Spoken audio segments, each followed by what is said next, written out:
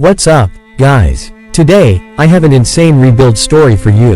This is about a Porsche 911 GT3 Rupees, an absolute beast, that ended up underwater.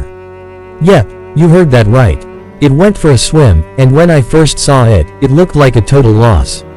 But I took on the challenge, and trust me, this rebuild was not for the faint-hearted. Stick around to see how I brought this beauty back to life.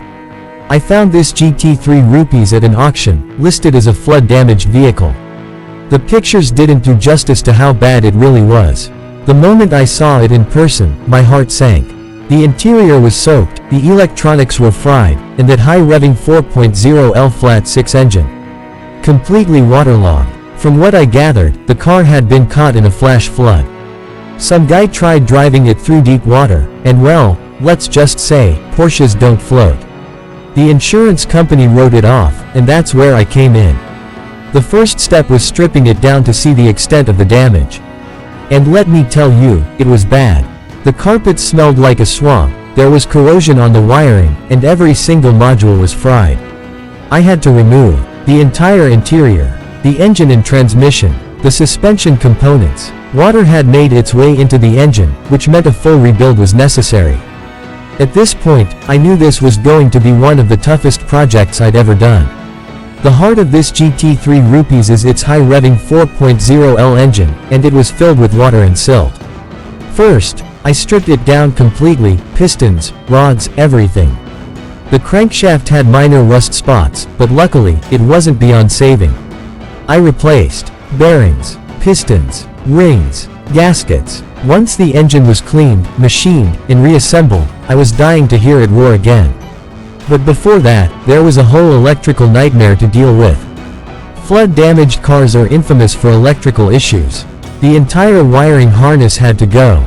I sourced a replacement from another wrecked GT3 Rupees and began the painstaking process of rewiring everything, EQ, sensors, lights, everything. The moment of truth came when I connected the battery. Would it start? Would it throw a million error codes? Well, I turned the key, and nothing. Dead silence. My heart sank. After hours of troubleshooting, I found a corroded ground connection. Cleaned it up, reconnected everything, and boom, the GT3 Rupees roared back to life.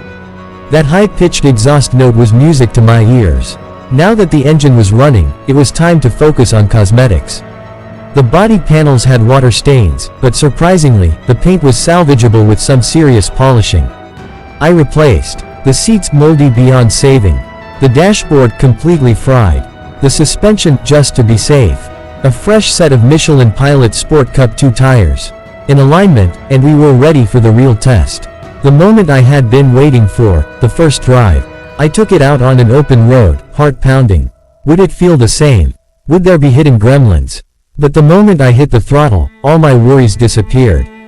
The car was alive. It pulled hard, the PDK gearbox shifted flawlessly, and the handling razor sharp. From a flood-damaged wreck to a fully restored monster, this Porsche was back where it belonged, on the road, carving corners like it was meant to. This rebuild was a massive challenge, but it was 100% worth it. It goes to show that with patience, skill, and a little bit of madness, you can bring even the most hopeless cars back to life.